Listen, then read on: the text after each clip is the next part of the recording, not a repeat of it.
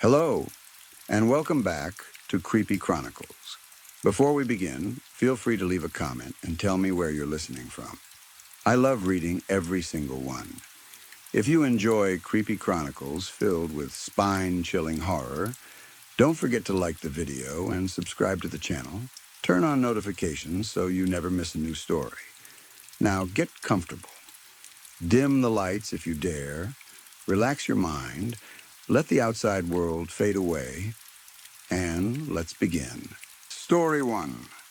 After months of throwing my resume at every place that might even look at it, I finally got a job as a bartender at a dirty little dive bar in the next town over. It was not the kind of place anyone dreamed about working, but to me, it felt like a lifeline. I needed money badly. I needed to feel like I was not falling apart anymore. I needed that first paycheck more than anything. There was only one problem. I had almost no bartending experience. According to my resume, I'd worked for 2 years at some fancy bar uptown, serving cocktails to rich people who knew the difference between whiskey and bourbon. In real life, the closest I had come to bartending was pouring cheap vodka into a plastic cup at a house party. But I had already lied my way into the job, and now I had to make sure nobody noticed.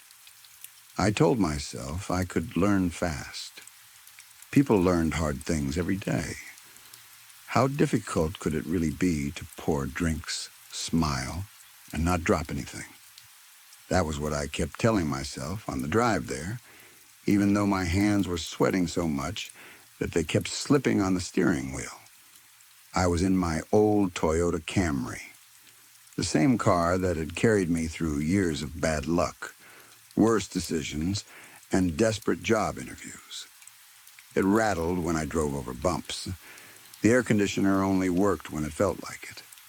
One of the windows sometimes refused to roll down, but it still ran, and that was all I needed from it. At least that was what I thought. As I drove toward the bar, I kept repeating drink recipes in my head. Rum and Coke, whiskey sour, vodka cranberry, gin and tonic, margarita, old-fashioned. I'd stayed up half the night watching videos and reading articles, trying to memorize the basics. I practiced pouring at home with a plastic water bottle turned upside down over a glass. I counted in my head like the video said to do. 1, 2, 3, 4. That was supposed to be a shot. In my kitchen, the water had splashed wildly into the glass, but I told myself it would be different with a real bottle.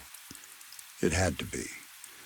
When I stopped at a red light, I closed my eyes for 1 second and tried to picture myself behind the bar. I imagined scooping ice into a glass, grabbing a bottle from the shelf, pouring smoothly, and using the soda gun like I had done it 1,000 times. I imagined customers nodding, satisfied. I imagined my manager thinking I had been a good hire. I imagined walking out after my shift with tips in my pocket and the start of a better life waiting for me. Then a sharp honk exploded behind me. My eyes snapped open. I slammed my foot onto the gas, expecting the car to jump forward. Nothing happened. For a second, my brain refused to understand it. I pressed the pedal again, harder this time. Still nothing. The engine gave a weak little sound and then died completely. No, no, no, no. I stared at the dashboard, my heart dropping into my stomach. Of all the moments for my beat-up Camry to finally give up, it had picked this one. My first shift. My one chance. The one night I absolutely could not be late. Another car horn screamed behind me, then another. Soon it felt like every driver in the world was leaning on their horn, angry that my life had fallen apart in the middle of the road. I turned on my hazard lights and sat there for a few seconds, frozen. Cars pulled around me, their drivers shouting things I could not hear through the closed window. One man gave me the finger as he passed. I wanted to disappear. I put the car in a park, opened the door, and stepped out into the street. The air felt thick and hot. My shirt was already sticking to my back. I walked around to the front of the car, popped the hood, and stared down into the engine like I had any idea what I was looking at. I did not. There were too many wires, too many hoses, too many dirty parts. Any one of them could have been the problem. The whole engine looked like a warning sign. I leaned over it and tried to find something obvious, but all I saw was my own reflection in a dusty piece of metal, looking scared and tired and very close to breaking. That was when the tears came. At first I tried to stop them. I wiped at my eyes quickly, pretending it was sweat. But then my chest tightened, and a sob forced its way out of me. Before I knew it, I was crying openly into the engine of my dead car while strangers drove around me like I was just another piece of trash in the road. I should have felt embarrassed, but I was too tired for shame. I was too tired to care. I had been so close to getting back on my feet. For 1 week, I had let myself imagine what that first paycheck would feel like. I had imagined paying part of my rent, buying real groceries, maybe even getting my car checked out before it died. And now all of that seemed to be slipping away right in front of me.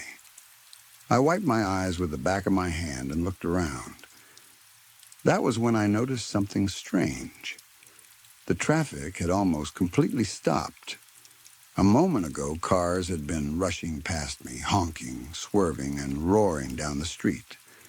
Now the road was quiet. Too quiet. A few cars sat far behind me, but none of them moved. I could not hear their engines. I could not hear voices. Even the wind seemed to have disappeared. Before I could understand what was happening, a bright white light flashed from my left. It was so sudden and strong that I squeezed my eyes shut and threw one arm over my face. For a second, I thought it was a cop shining a flashlight at me. Or maybe some jerk with high beams so bright they could burn holes through my skull. But when I opened my eyes, there was no cop, no car, no person holding a light. There was only an alley. I had not noticed it before, even though it was right beside me. It was narrow and dark, squeezed between two old buildings. At the entrance stood a rusted fence gate, maybe 8 feet tall, topped with thin twists of barbed wire. The gate should have looked locked and forgotten, but it was hanging open. A broken lock dangled from it, useless and old. Behind the gate, weeds and long grass filled the alley. Some of the weeds had climbed up the brick walls on both sides like green fingers trying to escape. The ground was damp and uneven. The whole place looked like nobody had stepped inside for years. But in the middle of all those weeds, something was waiting. An old green two-door car. It sat facing me from deep inside the alley, half hidden by grass and shadow. Its paint was faded. Dust covered the windows. It looked abandoned, maybe dead for decades. And yet somehow I knew it had been the source of the light. I stared at it. The smart thing would have been to call for a tow truck, call the bar, and explain what happened. The smart thing would have been to get back in my Camry and lock the doors. The smart thing would have been to walk away from that alley and never look back. But I was desperate. I had a shift to get to. I had rent to pay. I had no savings and no backup plan. That old green car looked like a bad idea, but it also looked like a way out. Before I really understood what I was doing, I pushed the gate open wider and stepped into the alley. The ground under my shoes was soft and damp. The weeds brushed against my legs, but as I walked deeper in, they seemed to move away from me. Not just bend, move. They flattened themselves against the walls, clearing a path as if they wanted me to reach the car. I should have stopped then. Instead, I kept going. The closer I got, the warmer the air felt. The car was old, but there was something strangely inviting about it. The kind of feeling you get when you come home after being away too long. I reached the driver's side door and placed my hand lightly on the handle. The metal hummed beneath my palm. It was soft at first, almost like a purr. The vibration traveled up my fingers and into my arm. It was not unpleasant. In fact, it felt comforting. Like the car knew me. Like it had been waiting. I wrapped my hand around the handle and pulled. The door opened. The inside smelled like dust, old leather, and something rotten buried underneath. I should have gagged, but the smell barely registered. I slid into the driver's seat, and the moment I sat down, my whole body relaxed. The seat fit me perfectly. Not almost perfectly. Not close. Perfectly. It molded around my back and legs like it had been shaped for me. The pedals were the exact distance from my feet. The seat was pulled forward just enough, tilted back just the way I liked. It was like climbing into my own car, but better, easier, more natural. Only one thing was wrong. The rearview mirror was angled too low. It was pointed straight at the center of the back seat. I stared at it for a second, then ran my hands over the steering wheel. The surface was grimy but warm. My fingers moved across it slowly. A thought suddenly broke through the strange calm inside my head. What am I doing? I was sitting inside a random abandoned car in a dark alley. My own car had just died in the street. Nobody knew where I was. I needed to get out and call for help. But that clear thought faded almost as soon as it came. I checked the time on my phone and panic rushed back in. I was already going to be late. If I wanted any chance of keeping this job, I had to move now. I looked down at the ignition. Empty. Of course there were no keys. Why would there be keys? I sighed. But the disappointment did not fully break the spell. I began searching anyway. I checked above the mirror. Nothing. I checked the cup holders. Empty. I lifted the rotting floor mat with 2 fingers and found only dirt, dead leaves, and a smell so awful, I dropped it immediately. Then I looked at the glove box. Everything else in the car was covered in a thick layer of dust and grime, but the glove box handle was clean. Not just less dirty. Clean. Like someone had wiped it recently. My fingers moved to it without thinking. It popped open with a small, satisfying click. 3 manila folders fell out at once, spilling onto the passenger seat. Papers slid free from them and scattered across the old upholstery. I barely looked at them at first because something deeper inside the glove box caught my eye. A small flash of metal. I pushed aside stacks of dry, crumbling paper and reached in. My fingers closed around a set of keys. For one wild second, I felt like I had won. I pulled them out and stared at them in my palm. The keys were old and scratched, hanging from a battered metal ring. I had found keys. Actual keys. To an abandoned car that seemed ready for me. It made no sense, but I was too desperate to question it. Then my eyes moved back to the folders on the seat. Some of the papers had slipped out, and I could see photographs. Blurry pictures. Pictures of people walking down streets, standing near cars, entering buildings. They looked like something a private investigator might take from far away. One folder had a word written on the front in small red letters. First. My fingers felt cold as I opened it. Inside were more photographs. Most had been taken from a high place, maybe a balcony across the street. They showed a woman in a navy suit standing beside a car with its hood open. In the next photo, she was looking around, confused. In another, she was walking toward the same alley I was sitting in now. Then there was a picture of her pushing open the rusted gate, just like I had. My mouth went dry. I flipped through the photos faster.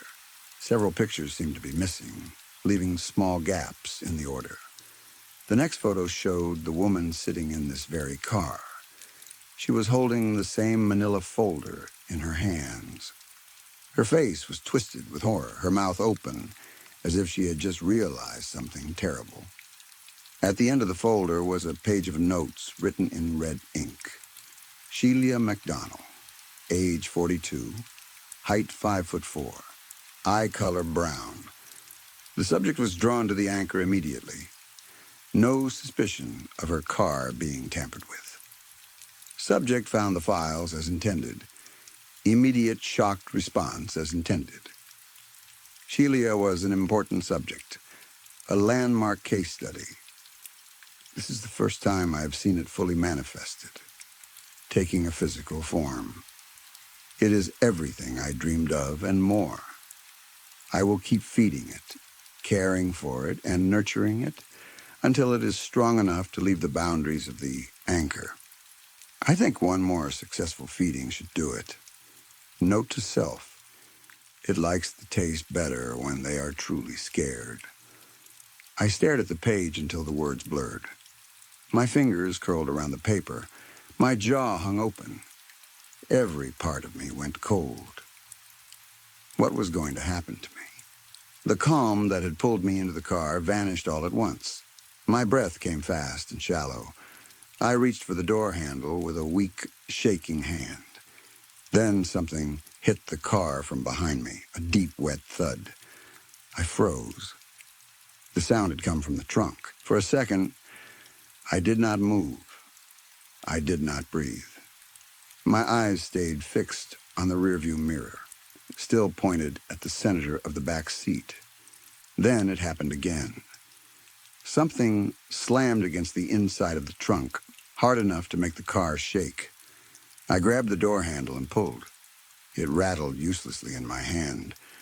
The door would not open. I pulled harder. Nothing. I shoved my shoulder against the door and pulled again. Still nothing. I reached across to the passenger side and tried that door too, but it was locked tight. The car that had welcomed me in now refused to let me leave. Panic took over. I turned to the window and punched it as hard as I could. Pain shot through my knuckles, but the glass did not crack. I hit it again, then again. My fists bounced off like I was punching solid stone. That was when I noticed the markings. Small symbols had been scratched into the outside of the windows. They covered the edges of the glass in thin, ugly lines. They did not look like any language I knew, but I understood enough. They were keeping me inside. Behind me, the banging in the trunk grew faster. It sounded almost impatient. Bang, bang, bang. Then came one heavy slam. After that, silence. I sat there breathing hard, staring at the rearview mirror. Then, from behind me, came the slow sound of fabric, tearing. I turned toward the ignition with shaking hands. The keys were still there in my palm. I shoved one into the slot and twisted. The engine turned over once, then again. Then it died with a low groan. I looked into the mirror. The back seat was still empty, but something was happening in the center of it, right where the mirror had been pointing from the start. A thin line appeared in the fabric. Something sharp was cutting through from the other side. I twisted around in the driver's seat, pressing my back against the steering wheel. My eyes locked on the growing tear. Slowly, carefully, a long, bony finger pushed through the fabric. The finger was pale and wrong. The skin was stretched tight over the bone in some places, so tight I could see the shape of the knuckles underneath. In other places, the skin hung loose like melted wax. At the tip was a blackened fingernail, curved and sharp like a claw. It slid down through the seat with no effort, slicing it open from the top to bottom. I could not look away. When the finger reached the bottom of the seat, it paused. Then it slowly pulled back into the darkness behind the tear. The car became silent again. I tried the door one more time, even though I already knew it would not open. The handle did not even move now. I grabbed the folders with trembling hands and began flipping through them. Maybe there was an answer. Maybe there was a way out. Maybe the person who made this trap had written down something useful. Then I saw it. My name. It was written on the front of one of the folders in the same red ink. Before I could open it fully, the finger pushed through the tear again. Then another finger appeared beside it. Then another. 6 fingers emerged in total, 3 on each side of the slit. They curled around the torn fabric gently at first, almost carefully. Then, in one sudden movement, they pulled. The back seat ripped open with a violent sound. The fingers tore the hole wider and wider, shredding the fabric and stuffing like something starving was trying to claw its way through. The fingers did not move together. Some pulled up while others pulled sideways. Some twitched and bent too far back. It looked like their owner barely controlled them. In seconds, the middle of the back seat was destroyed.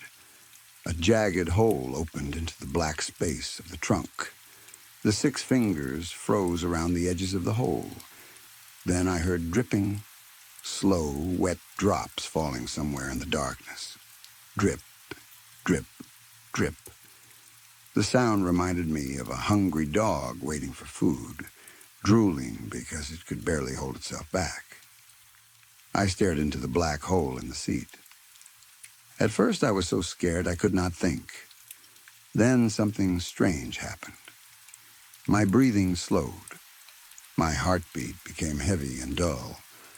A cold kind of acceptance settled over me. There was nowhere to run. The doors were sealed. The windows would not break. The car would not start. Whatever was inside the trunk was coming through, and I was trapped in the front seat with it. The fingers stayed still, hooked into the torn seat. I leaned forward without meaning to. I wanted to see what they were attached to. I wanted to understand the thing that was about to kill me. Deep in the darkness, something moved. At first, it was only a shape. A head, maybe. Humanoid, but not human. It inched closer, slow and patient. It did not rush. It knew I had nowhere to go. When its head reached the tear and began to push into the light, the strange calm inside me shattered. Its skin was pale white, almost like old bone, stretched unevenly across a misshapen skull. Some parts of the skin were missing completely, showing black bone underneath. Dark stains covered those exposed patches, like dried blood that had soaked in and never washed away. Its eyes were empty sockets, but they were not clean holes. They were uneven, rough, and different sizes, like the creature had carved them out of its own face. The edges were jagged. The darkness inside them looked deeper than the trunk behind it. Then I saw its mouth. Its lower jaw was disconnected and hanging loose, dragging across the torn seat as the head moved toward me. Inside its open mouth were rows and rows of teeth.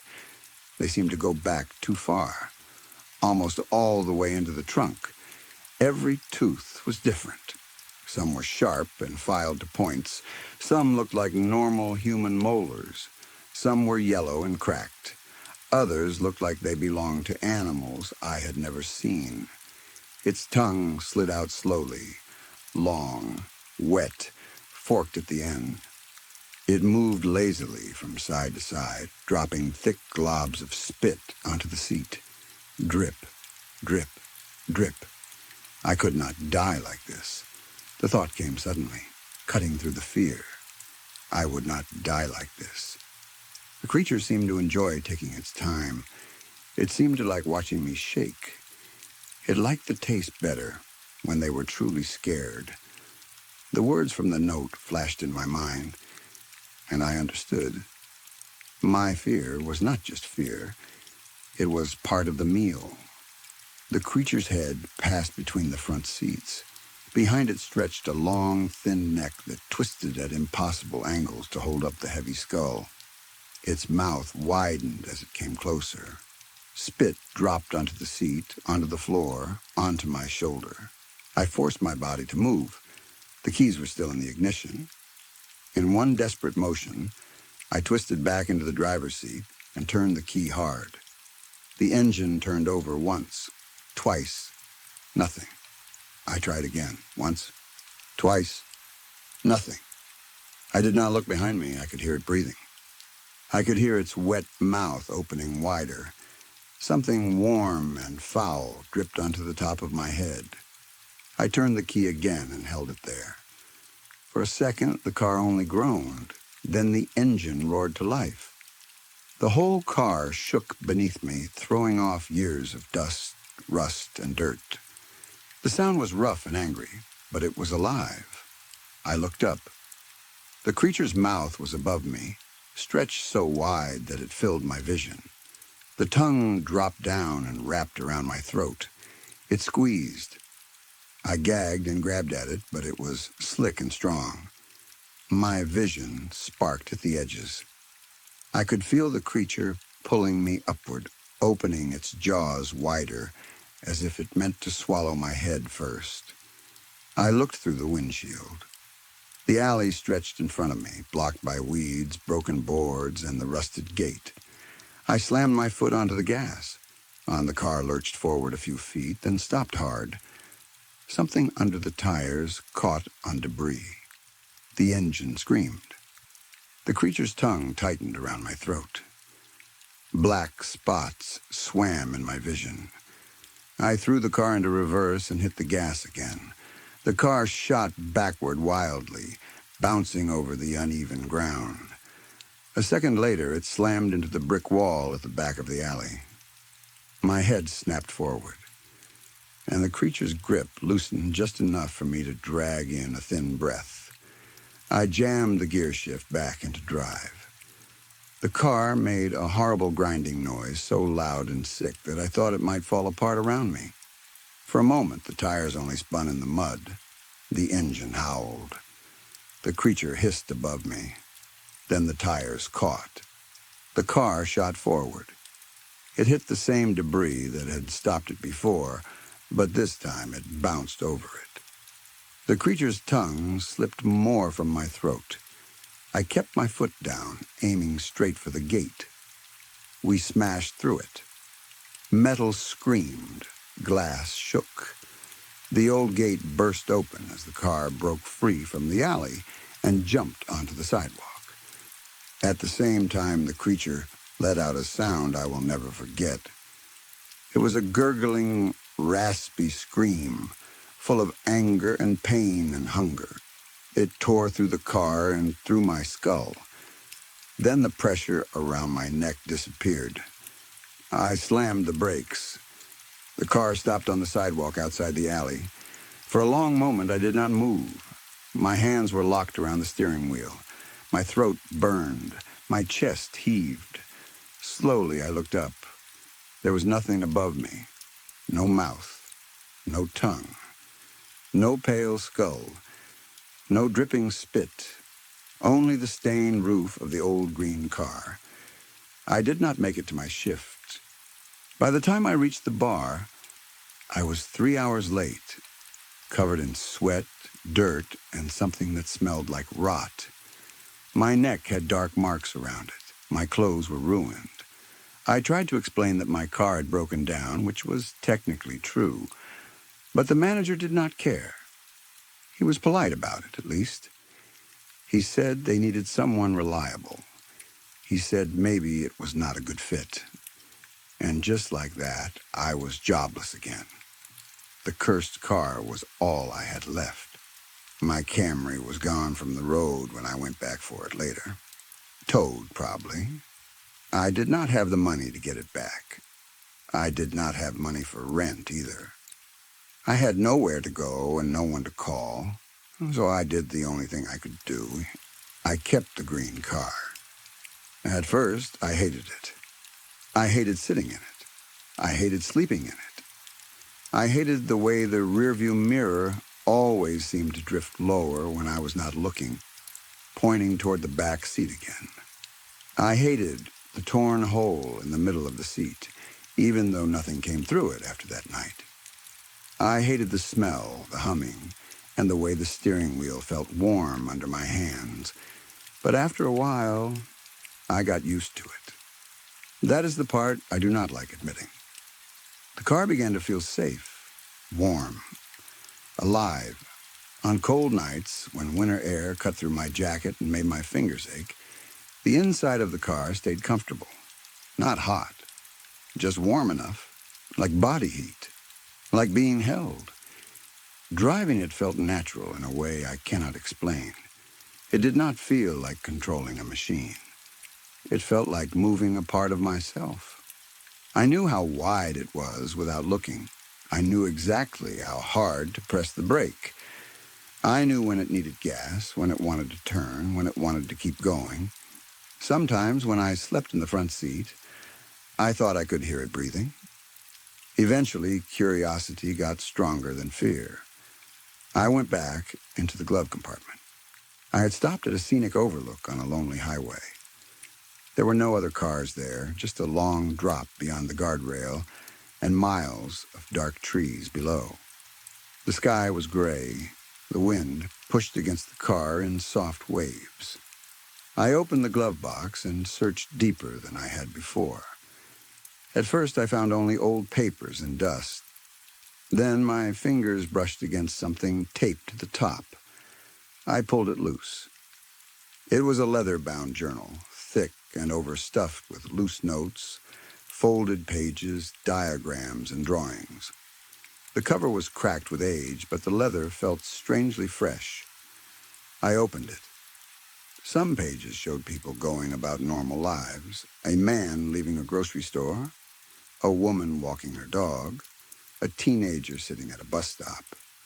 Others showed step-by-step instructions for damaging cars in ways that would not look obvious at first.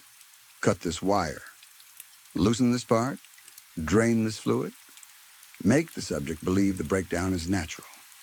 My hands started shaking as I turned the pages. There were drawings of the creature, too. Not perfect drawings, but close enough. A long neck, a hanging jaw, too many teeth, forked tongue, long fingers. Notes were written beside the sketches, but many were crossed out or covered with black ink. Page after page talked about anchors and binding. The writer seemed obsessed with those words. The car was the anchor. The creature was bound to it. The alley had been a boundary. Fear was food. People were subjects. Their suffering was research. Most of the pages that might have explained how to destroy it were covered in heavy black ink. Then I found the folder with my name on it. Inside were photos of me sleeping in my Camry, me walking into the bar for my interview, me sitting in a parking lot with my head in my hands, me at the red light before my car died, me standing over the open hood, and one final photo of me in the alley, my hand resting on the green car's door handle. I looked for the page of notes about me, but it was gone. Only the pictures remained. I do not know if that means I survived when I was not supposed to. I do not know if the person who made this wanted me dead, or if I was meant to become something else. I do not know why the car stayed with me or why it seems almost pleased when I drive it. But I know someone did this. Someone chose me. Someone broke my car. Someone watched me cry in the street. Someone waited for me to walk into that alley. I am writing this down in case something happens to me. If anyone finds this, I want you to know I did not imagine it. I want you to know the car is real, the creature is real, and the person behind it might still be out there, feeding that thing, studying it, helping it grow. I do not have much to follow, but I found one clue. Tucked neatly into a small pouch at the back of the journal was a receipt. It was old, but still readable. The journal had been bought at a small family-owned stationery store, about an hour away from where I found the car. That is where I am going now. The closer I get, the more the car hums. It started quietly at first, just a soft vibration in the steering wheel. But now it is stronger, excited, almost happy. The engine sounds smoother than it ever has. The seat feels warmer.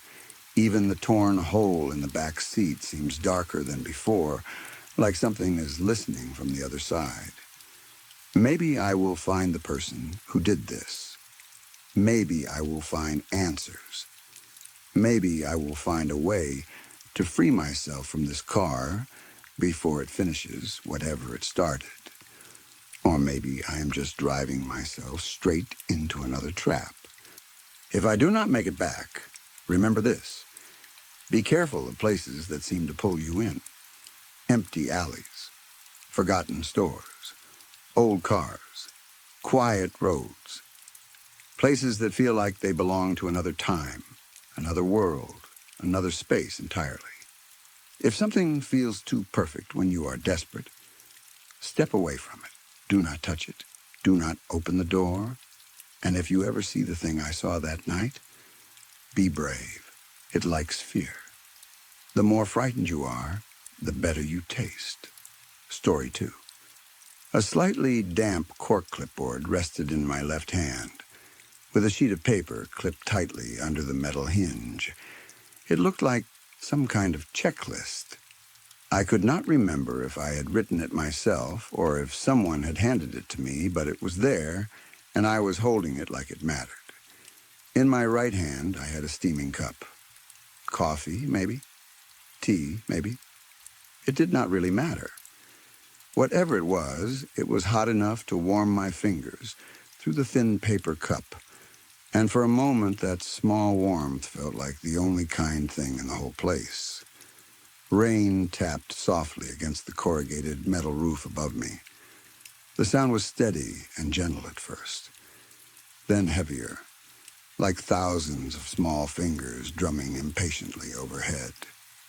That was probably what had wet the edge of my clipboard. In this God-forsaken city, the weather never made any sense. 1 second, the sky could be clear and bright, and the next second it would tear open like something had ripped it apart from the other side. Rain would come down in thick sheets, heavy enough to make you think of old stories about floods and wooden arks and the end of everything. There were no animals here, though. Not the kind worth saving. No birds singing from trees. No dogs barking in yards. No cats stretching under warm windows. Just rats. Rats in the walls. Rats in the gutters. Rats slipping through broken fences and crawling from one pile of trash to another. They moved like dirty thoughts, quick and low and hard to catch. I hated rats. The slimy little things made my skin crawl. I set the cup down on a small coffee table by the front door. The table had one crooked leg, and the cup wobbled for a second before settling. Across the room, an old, rusted television sat in the corner, blaring with a harsh, broken noise that made my teeth press together. It looked ancient, like something that had been dragged out of a junk shop or a forgotten basement. The screen flickered between gray static and the ghost of some old crime show. Every now and then, through the buzzing, it spat out a line of dialogue or the sound of a gunshot so loud that it could have shaken the cup right out of my hand if the cup had still been there. The room smelled bad. Not just old, not just damp, but rotten. There was a fridge humming in the corner with its door half open, spilling cold yellow light onto the floor. The light was weak and sickly, but it was the only real brightness in the room. Something had leaked out of the fridge and dried in uneven patches across the tiles. Something else had not dried at all. It sat there in a dark, wet shape, shining faintly in the light. I reached for the wall beside me without thinking and found a light switch. I flicked it on. The bulb above gave one sharp spark, like a tiny flash of lightning trapped in glass, and then died. I stared up at it for a moment. Never mind, I thought. I guess I like the dark. With a tired groan, I bent down and picked up a milk carton from the floor. It was soft and swollen in my hand, the cardboard damp from whatever had leaked inside it. The smell hit me before I even lifted it fully. Rotten milk, sour, thick, and warm somehow, even in the cold room. It crawled up my nose and settled behind my eyes. If I had any nose hairs left, I was sure the stench would have burned them away. There was a face printed on one side of the carton. The image was blurry, stained, and scratched, but I could still make out the shape of a child's face. A boy, I thought, around 8 years old. His eyes looked too big in the picture, too trusting. There was a small smile on his mouth, the kind children make when an adult tells them to stand still for a photo. Under the picture were words I did not want to read. Missing. Last seen. Please call. He had been missing for a few weeks, maybe longer.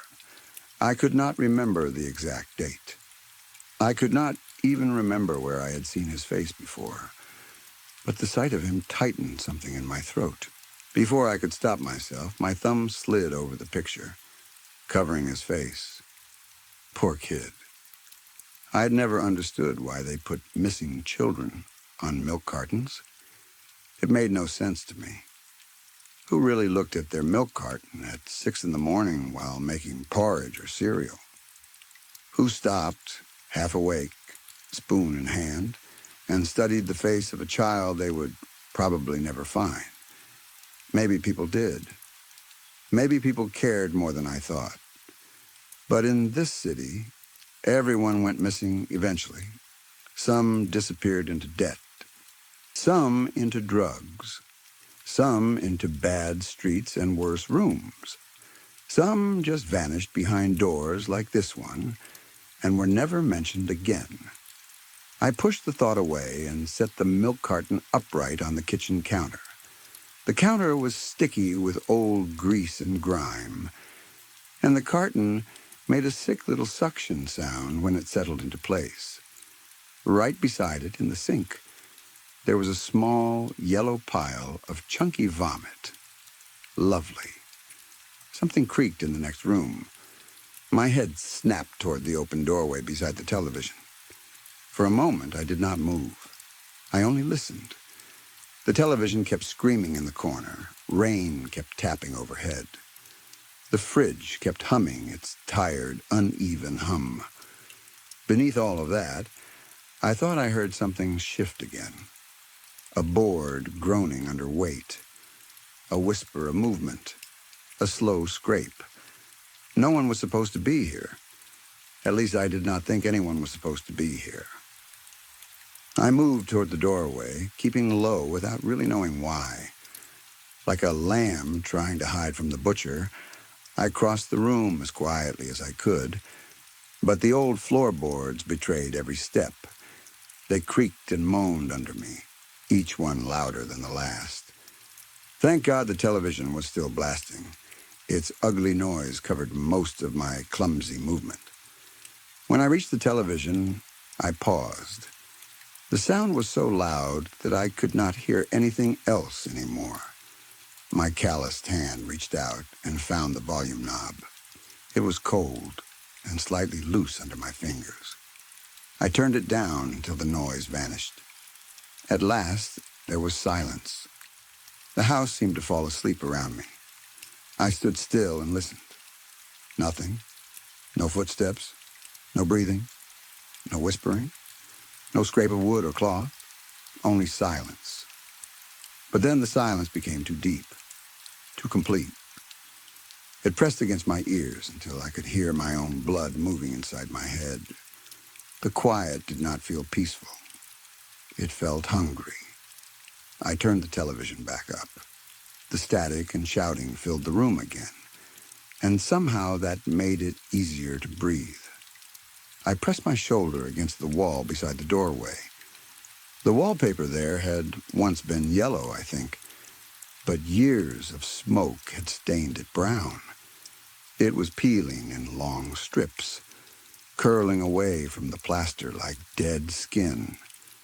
I leaned close and peered through the gap. The door ahead was open only an inch, maybe pushed by a draft. A cold breath slipped out through that gap and touched my face. It ran down my neck and spine in one slow line. This place looked abandoned. It had the feel of a house left behind in a hurry. Dirty dishes, spoiled food, a television still running to no one, a fridge full of rot. But abandoned places in the city were never truly empty.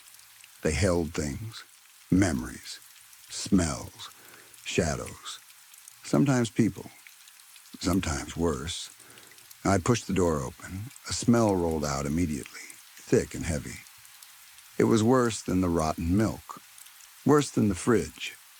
It was the smell of something that had once been alive and was now losing that fight against time. I covered my mouth with my sleeve and stepped inside. The room was darker than the kitchen, darker than it should have been. It felt like the walls had swallowed the light. The weak glow from the fridge barely reached in here, and the television's flicker only flashed across the doorway in quick, nervous bursts. At first, I could not see much, just shapes, a chair, a low table, curtains hanging still in front of a window.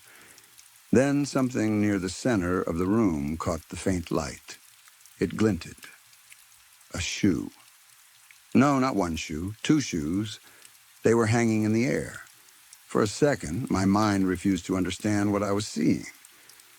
It tried to turn the image into something else, a coat hanging from a hook, laundry, a trick of shadow, anything but the truth. Then the shoes moved slightly. Someone was hanging there. My heart went cold. Not just frightened cold, but deep, impossible cold, like it had been dropped into black water under ice. The feet hovered a few inches above the floor, swaying gently. The laces were loose, hanging down in untidy loops. I had the strange thought that the person could trip if they tried to walk. Then I almost laughed, because tripping was clearly not one of their problems anymore. My eyes traveled upward. Dark gray jeans covered the legs. They were dirty, stiff, and stained. One dark patch spread across the fabric near the thighs, and I knew what it was before I wanted to know. The body had soiled itself. Higher up, a navy blue quarter-zip jumper clung to a thin frame. The person had been underfed, or sick, or dead long enough for the body to shrink in on itself. There was an emblem on the chest of the jumper. I leaned closer, squinting through the darkness. Building surveyor. The same work I was here to do. A strange sound left my mouth. A small, ugly chuckle. What a coincidence. The skin above the collar was a deep, almost see-through blue. It looked painted on, fresh and wrong. A rope was wrapped around the neck, tight and thick, coiled there like a snake that had found its prey and refused to let go. The body's weight had pulled everything down. The neck was stretched too far, the head hanging at a bad angle, making the whole shape look more like a broken puppet than a person. Then I saw the face. For a moment, something inside my mind turned over like an old engine waking up. Pistons moved. Fuel rushed through hidden pipes. A spark caught. The machine roared to life. And I understood. It was me. The cold in my chest became something beyond cold, beyond fear, beyond anything I had a name for. It was me hanging there. My shoes, my jeans, my jumper, my face, swollen and blue and wrong. My mouth slightly open, my eyes half-lidded, staring at nothing and everything. I stumbled backward. The clipboard slipped from my hand and hit the floor with a flat slap. My heel caught on something, maybe a loose board, maybe my own fear, and I fell hard onto my tailbone. I heard the crack of impact more than I felt it. I expected pain to shoot up my spine, hot and bright, but nothing came. No ache, no shock, no bruise blooming under the skin. Nothing. I sat there, breathing hard, staring up at myself. I could feel a heartbeat pounding deep in my chest, but it felt distant, like it belonged to someone standing in another room. I pressed a hand against myself and felt no real warmth, no solid rhythm, just the idea of a heart, the memory of one. The hanging body moved again. At first I thought it was only the rope turning. Then I noticed the chest. It was rising, slowly, in and out, in and out. My dead body was breathing. I scrambled back on my hands, pushing myself away until my shoulder hit the doorway. The television noise from the other room suddenly seemed too far away, too weak. The silence inside this darker room was enormous. It pressed around the hanging body, around me, around the rope, around the old furniture. I could not take it. I forced myself up and rushed back into the kitchen. My fingers found the cold metal knob on the television again, and I turned it harder. Static exploded through the room. Voices cracked and shouted. A gun fired. The house filled with noise once more. I felt sick. My legs shook as I stumbled toward the sink. I made it just in time. Bitter yellow bile surged up my throat and splashed into the metal basin with a wet, nauseating plunk. I retched again and again, gripping the counter so tightly that my knuckles turned white. Each time I thought there was nothing left. My body tried to bring up more, but there was almost nothing inside me. Only acid, only fear. When it finally stopped, I wiped my mouth with the back of my hand and turned my head toward the milk carton. It stood where I had left it on the sticky counter. The missing child stared from the side. I picked it up again with trembling fingers. This time the face was clear. I knew him. My boy. The room tilted around me. The fridge light stretched and blurred. The television screamed. Rain hammered the roof. My hand tightened around the carton until the damp cardboard bent inward. My boy. My poor boy. He had been missing for weeks. Everyone said that. The police, the neighbors, the posters on walls, the voice inside my own head. Missing for weeks. Gone without a trace. One moment in his room, playing with his toys, building whole worlds out of plastic rockets and cardboard boxes.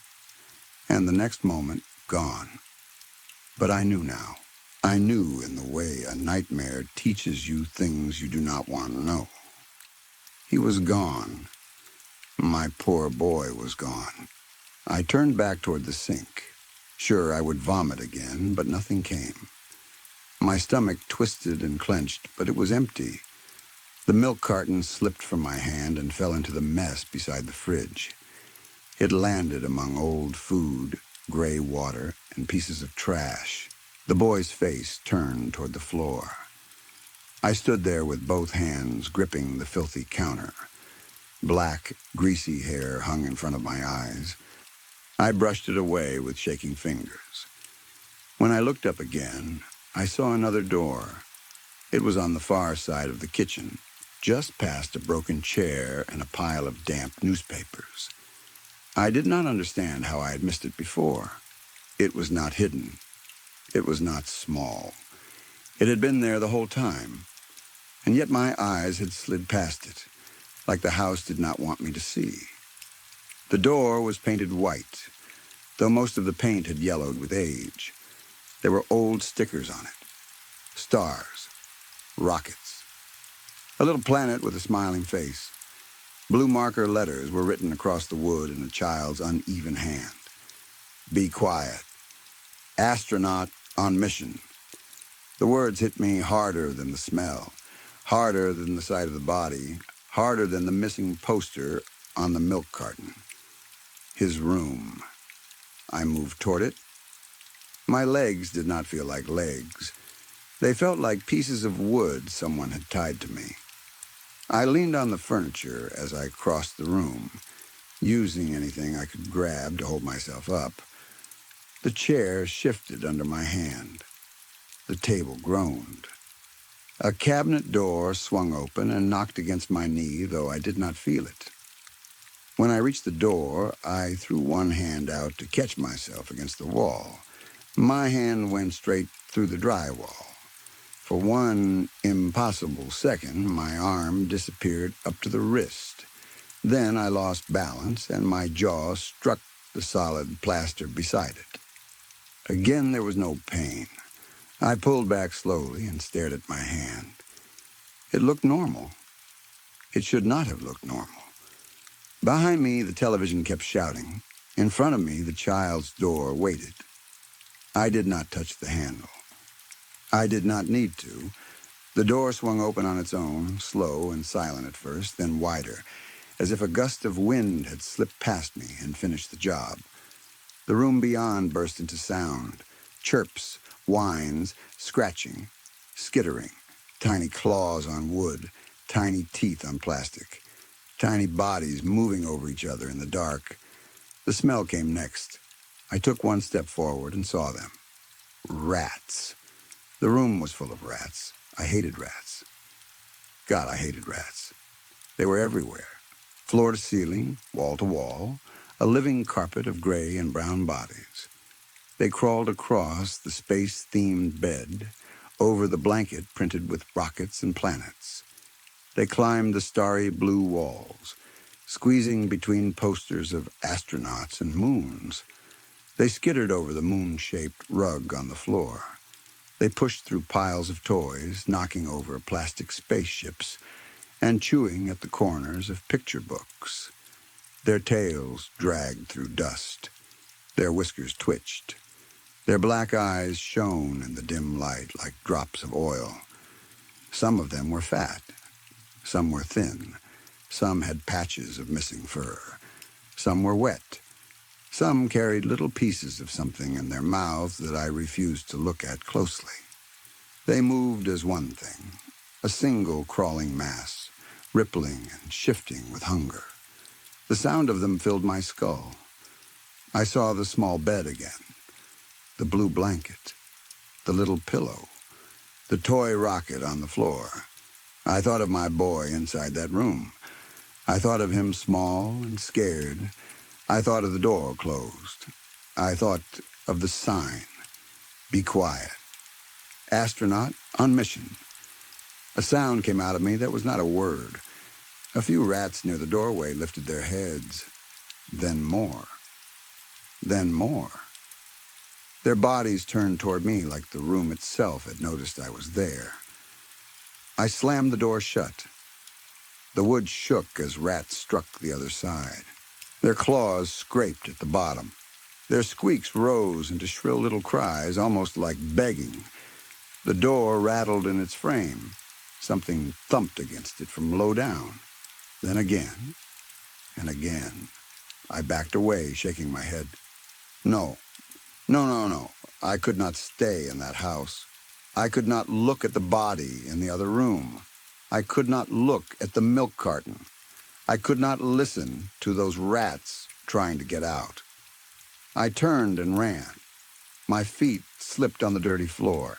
I hit the counter with my hip, knocked something over, and heard glass break behind me. I did not stop. I crossed the kitchen, past the screaming television, and reached the front door in a few desperate steps. My hand closed around the handle. For one terrible second, I thought it would not open. Then it gave. I ripped the door open and threw myself outside. Rain crashed down over me. It was cold and clean, and for a moment it felt like grace on my skin. It washed the stink from my face. It ran through my hair, over my eyes, into my mouth. I stumbled onto the porch, gasping, the city blurred by water and darkness. Behind me, the house waited. The television shouted inside, the rats scratched, the body breathed. I tried to step farther into the rain, but the world began to tilt. The sound of the storm faded. My knees weakened. The clipboard, the cup, the missing boy, the blue face, the rope, the little bedroom door, all of it spun together inside my head. Just before everything went black, I turned and looked back. The front door closed by itself, slowly, calmly, like it had done this many times before. The click of the latch was the last thing I heard. Then I was standing inside again, a slightly damp cork clipboard in my left hand and a warm cup in my right, listening to the soft pitter-patter of rain dancing across the corrugated metal roof above me. Story 3. I first heard about the strange overnight studies at my university during my second semester, at a time when I had less than $40 left in my checking account. I was tired, stressed, and trying to act like everything was fine, even though every meal felt like a math problem. I worked part-time at the campus bookstore, but the money was never enough.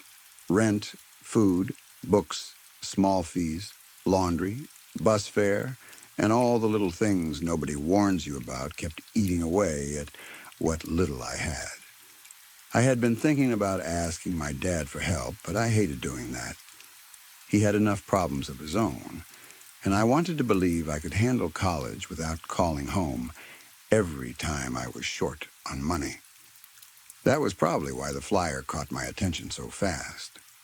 It was pinned to the bulletin board outside the psychology building, mixed in with old club posters, tutoring ads, study groups, roommate searches, and faded event notices no one had bothered to take down. Most of them were wrinkled or half covered by newer papers, but this one was clean and bright, like it had just been put up that morning. It was advertising an overnight silent study. The pay was $2,000. The study would last one night. The rules were simple. I had to remain awake. I had to remain silent. I had to follow every instruction given by the research staff. Anyone interested was supposed to go to room PSY 203, the studies and tests office, on the second floor of the psychology building. I must have stood there reading it 10 times. $2,000 for one night sounded unreal. It was more than I made in a whole month at the bookstore. It was enough to pay off some bills, buy groceries, and stop feeling like I was one mistake away from having nothing. But there was one thing at the bottom of the flyer that made my excitement slow down. Someone had written a note by hand, in thick black pen. It said that anyone who left early would not be paid. I do not know why that bothered me so much. It was not because I planned to leave early. I just did not like the way it was written. It made it sound like people had left before. It made it sound like leaving early was something they expected. Still, my empty wallet made the final decision for me. I pulled the flyer off the board, held it in my hand, and went inside the psychology building. The second floor was quiet with that old university smell of carpet, coffee, dust, and cleaning spray. I found PSY 213 near the end of the hallway. The sign on the door said studies and tests. Behind the door was a small waiting room with a few plastic chairs, a stack of magazines, and a narrow hallway on the far side. A small desk blocked the entrance to that hallway. A young woman sat behind it. She looked only a few years older than me, maybe a graduate student, maybe a staff assistant. When I came in, she looked up and smiled. She asked if she could help me. I walked to the desk and told her I was wondering if it was still possible to sign up for the study. I slid the flyer across to her. When she saw it, her smile faded just a little. It was not much, but it was enough for me to notice. Her eyes quickly moved from the flyer to my face, then back to the flyer again. A second later, the smile came back, wider than before, but now it looked forced. She said there were still spots open for the silent study, and asked if I wanted to sign up. I felt a quick burst of excitement go through me. I told her yes, because $2,000 was too good to pass up. She gave a small laugh that did not sound real, then started asking for my information. She wrote down my name, phone number, emergency contact, and medical history. She asked if I had any heart problems, sleep disorders, anxiety issues, or history of seizures. At the time, I thought those were normal questions for a university study. Now, I am not so sure. When she finished, she told me everything was set. I had to be at the Garner building at 9 o'clock on Tuesday night. The study would take place in the vacant dorm rooms on the top floor. She said I could bring books, homework, snacks, or anything else to help me stay awake, but I could not bring anything that played music, shows, movies, or videos. Since it was a silent study, any kind of sound like that was not allowed. I nodded and repeated the details back to her. Garner Building, Tuesday night, 9 o'clock. I was already thinking about the money. I had turned to leave when she called after me and said she had almost forgotten one more thing. I turned back around. She slid a thick packet across the desk. It was a stack of consent forms, almost an inch thick. She told me I needed to read and sign them. I picked it up and flipped through a few pages, but the words were small and packed tight. There were sections about risk, stress, sleep, observation, privacy, emergency release, and psychological effects. I should have read all of it, I know that now. But at the time, I only saw $2,000. I signed the last page and handed it back. As I left the room, the young woman called after me. She said good luck. The way she said it stayed with me. It was soft, almost sad, like she was not just being polite. Tuesday came faster than I expected. I spent most of the day sleeping, so I would not get tired during the study. When I woke up, I packed my backpack carefully. I brought a few books, a notebook, pens, water, granola bars, chips, and some candy. I also brought a sweater, because older dorm buildings were always either too hot or too cold. By 8:50 that night, I was standing outside the Garner building, looking up at the dark windows. Garner was one of the older dorm buildings on campus. I had only been inside once before, during freshman orientation. Most students lived in the newer halls now, so Garner was only partly used. The top floor had been closed for years, or at least that was what people said. Some students claimed there had been mold. Others said the university just did not have enough money to renovate it. I never cared enough to find out. A few minutes after I arrived, the front door opened, and a balding man in his 40s stepped outside. He looked tired but friendly in that professional university way. He asked if I was there for the study. I swallowed and told him yes. He smiled and told me to follow him. We went inside, crossed the lobby, and entered the elevator. He pressed the button for the 5th floor. As the elevator moved up, neither of us spoke. The silence already felt strange, even though the study had not started yet. The doors opened to a hallway lit by dim, yellow fluorescent lights. It looked almost exactly like every other dorm hallway on campus, but something about it felt wrong. The walls were the same pale color. The carpet had the same rough pattern. The doors had the same small numbers on them. But the place felt empty in a way that went beyond being unused. It felt as if no one had lived there in years. The air was heavy and stale. There were no voices, no footsteps, No music from behind doors, no laughter, no hum of life. The man led me down the hall until we stopped in front of room 504. He told me this was where I would stay for the night. Then he explained that security cameras had been installed in the room, except in the bathroom. They needed to confirm that I remained silent all night. He also said there was an intercom system. I asked what it was for. He said that at the beginning of every hour, they would announce the time. If everything went well, that would be the only voice I heard all night. That answer did not make me feel better. If everything went well, I did not like that part. But $2,000 made my worries feel smaller. So I nodded and turned the doorknob. The door opened into a dorm room that looked almost normal. Before I stepped fully inside, the man reminded me that I was free to leave at any time.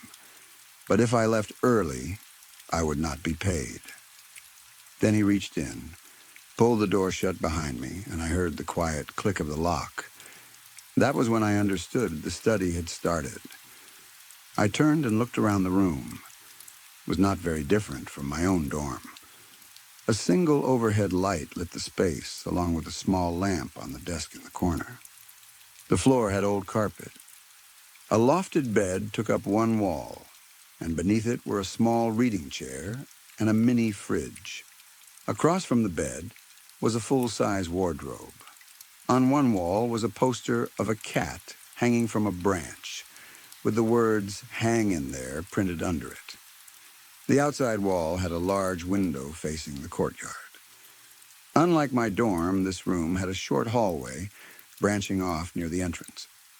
The hallway led to a tiny kitchenette with a sink, a few cabinets, and a miniature coat closet. At the end was a small bathroom with a toilet, sink, and tight shower. I almost opened my mouth to say something about how normal everything looked, but I caught myself in time. I was not supposed to speak again until morning. I took off my backpack, pulled out a book, and sat in the chair under the lofted bed. The first hour was boring. Nothing happened. I did not leave the chair. I barely moved. I read my book and listened to the quiet room around me. I had never realized how loud silence could be. The building clicked and groaned. The pipes made soft sounds in the walls. The light buzzed above me. My own breathing sounded too clear. When the intercom suddenly came on at 10 o'clock, I jumped. A flat, mechanical voice announced that it was now 10 p.m. I let out a breath I had not realized I was holding. I felt stupid for being scared by something the man had already told me about. I told myself to relax, then went back to reading. Around 10:30, my eyes started to hurt from staring at the page. I stood, stretched, and began looking around the room. I opened the cabinets in the kitchenette, but there was nothing inside except a few cups and bowls. I looked out the window and watched students cross the courtyard below. Some were walking in groups. Some were alone. It was strange seeing life outside while I was locked in that silent room above them. I checked the bathroom next, then opened the small coat closet. It was empty except for one winter jacket hanging inside. Finally, I opened the wardrobe. A crumpled piece of paper fell out and landed on the carpet. I stared at it for a second.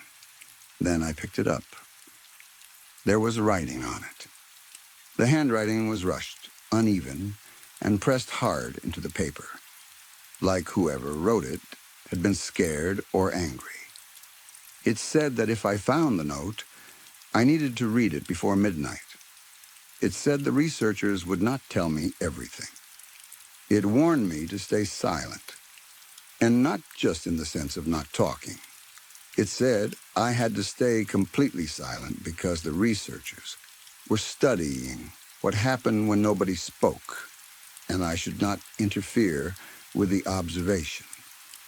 It said that if another participant entered my room, I should not acknowledge them. because each participant was assigned one room. It said if the intercom asked me a question, the study was over and I had to leave immediately. It said the hourly announcements should only happen exactly on the hour. If the intercom spoke at any other time, I had to cover my ears and not listen. It said not to look into the hallway between 1:13 and 1:20 in the morning. It said if someone knocked 3 times, I should ignore it, but if someone knocked 4 times, I should move away from the door right away. It said if I heard crying from the bathroom, I should not investigate. It said if the lights went out, I had to close my eyes and count to 100. It said if I saw someone standing in the courtyard staring at my window, I had to close the blinds and not open them for 2.5 hours. It said that at some point during the night, I would hear my own voice asking me a question, and I should not answer. It said if the intercom announced that it was 3:07 a.m., I had to hide in the coat closet until another announcement came. The last warning said that whatever happened, I must not open the wardrobe a second time. When I finished reading, I rolled my eyes. At least I tried to. It seemed obvious that some previous participant had gotten bored and left the note as a prank. It was creepy. I had to admit that, but it also felt like exactly the kind of thing a college student would do. I crushed the paper back into a ball and tossed it into the trash can. Then I filled a glass with the water, grabbed a snack from my bag, and returned to the chair with my book. At 11 o'clock, the intercom announced the time again. This time, I did not jump as badly. Still, after 2 hours without speaking, the room felt different. The silence had become heavier. Every tiny noise felt sharp. The faint buzz of the light seemed louder.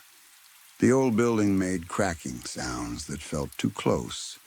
I kept looking around the room even though nothing was there. I told myself I was just getting nervous because of the stupid note. Around 11:40, I started feeling sleepy. My head dipped once, and that scared me more than anything so far. If I fell asleep, I might lose the money. I got up and did jumping jacks. Then I ran in place. I stretched my arms, splashed water on my face, and walked around the room. I was in the bathroom when midnight came. The intercom announced that it was now 12 a.m. The voice echoed through the small bathroom and made the mirror seem colder than it should have been.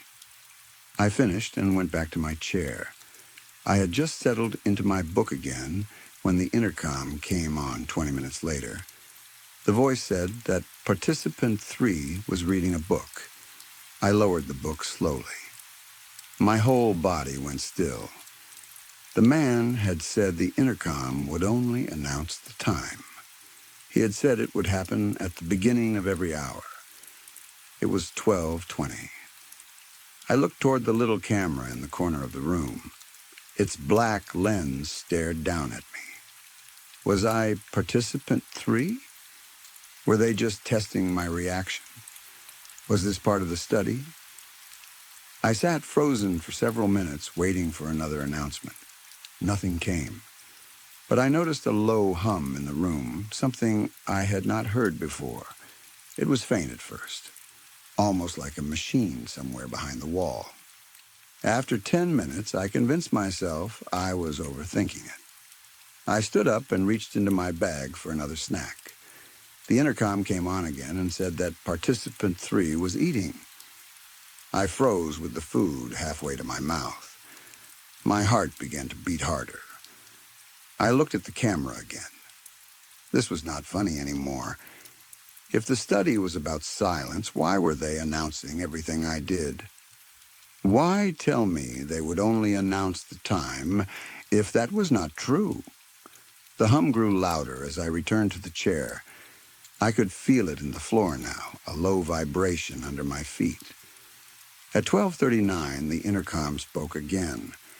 It said that participant 3 was breaking the rules. I looked around the room in confusion. What rule? I had not spoken. I had not slept. I had not played music or watched anything. I had followed everything the staff had told me. The hum grew stronger. It pressed against my ears. My head began to ache.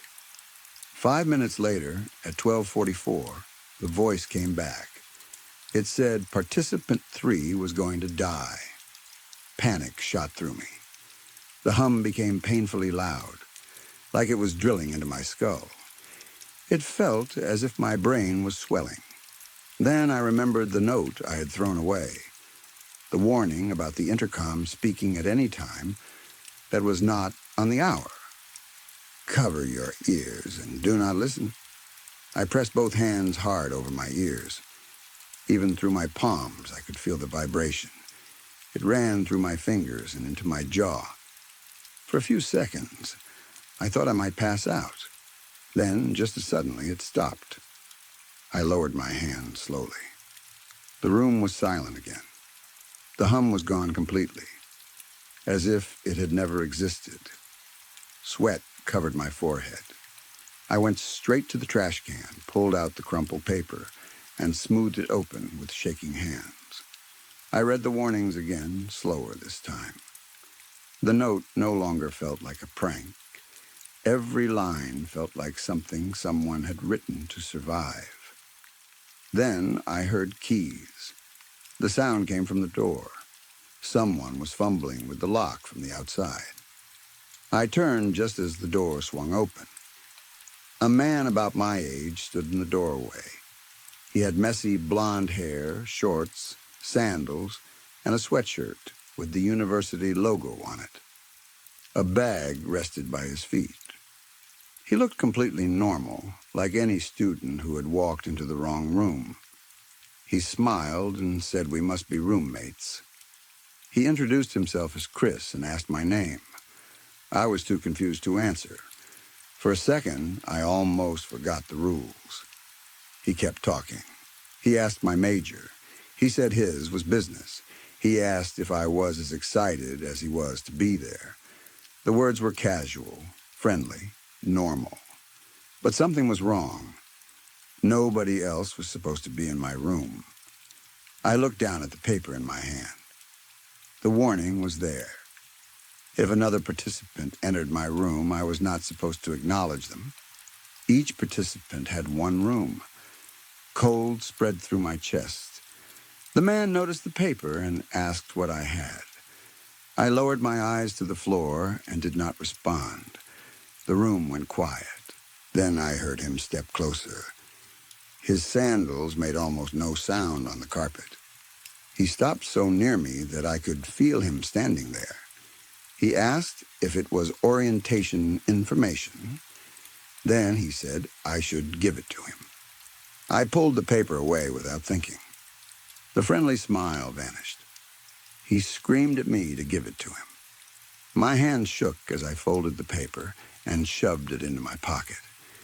He made a low sound in his throat. Then he told me to look at him. His voice had changed. It was deeper now, rough and cracked, like it was coming from an old broken speaker. He repeated the command slowly, separating each word. Look at me. I closed my eyes. His breath touched my face. It was hot and wet, and it smelled rotten like spoiled meat left in the sun.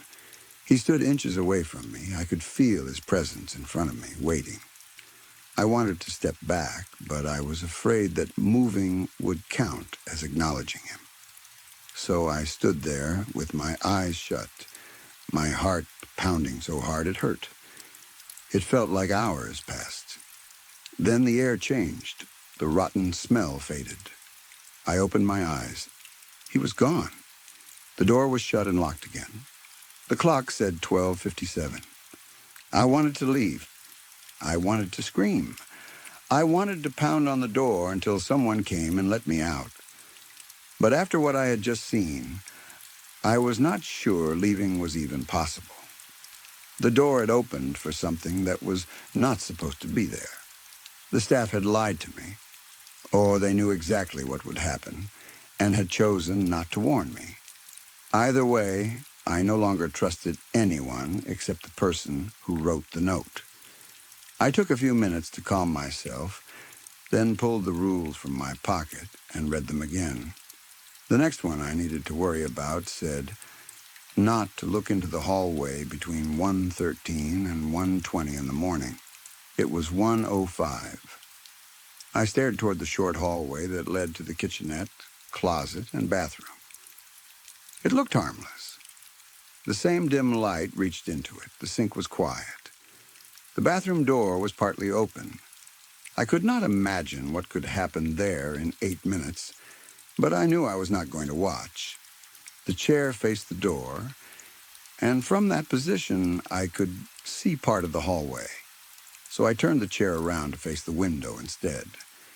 As I did, I glanced outside. Someone was standing in the courtyard. It was tall and thin, too tall to be a normal person. It held a single lit candle in one hand. The flame did not move, even though the night outside looked windy. The figure's face was turned upward, staring directly at my window. I could not tell how far away it was. I only knew it had not been there a second earlier. I grabbed the curtains and closed them immediately.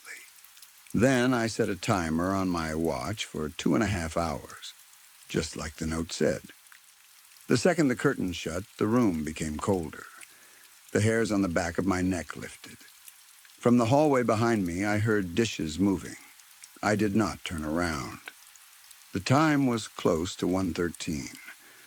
Whatever was happening back there, I was not supposed to see it. I kept my face toward the curtains and sat as still as possible. Behind me, something opened cabinets. Cups clinked together. A bowl scraped against the counter. Then I heard chopping. Slow, careful chopping, like someone cutting vegetables on a wooden board. After that came the sound of water boiling in a pot, even though the kitchenette had no stove. The sounds continued. Someone was cooking a meal in the hallway behind me. Every now and then I heard a whistle, but it was wrong. There was no tune in it. It was just a flat, dry sound like wind passing through a crack. Around 6 minutes into it, a quiet voice muttered that it needed rosemary. Then heavy footsteps left the hallway. They crossed the carpet behind me, one step, then another, then nothing. I could not tell where it was anymore. The silence was complete. I almost turned. Some stupid part of my brain told me that if I could not hear it, maybe it was gone. Then a whisper came directly into my right ear. It asked if I was still there. The voice was mocking, dry, and close enough that I felt the air move against my skin. I did not answer. I did not move. After a moment, the footsteps walked away. The door slammed. I waited a little longer, then slowly turned around. The room was empty. The clock said 1:21. For a while after that, things were quiet. I did not trust the quiet anymore, but I was grateful for it. At 2 o'clock, the intercom announced the time like it was supposed to. At 2:30, I heard crying from the bathroom. It started soft, like someone trying to hide it, then grew into loud wailing. It sounded like a woman, or maybe a child, or maybe several voices layered on top of each other. It lasted about 20 minutes.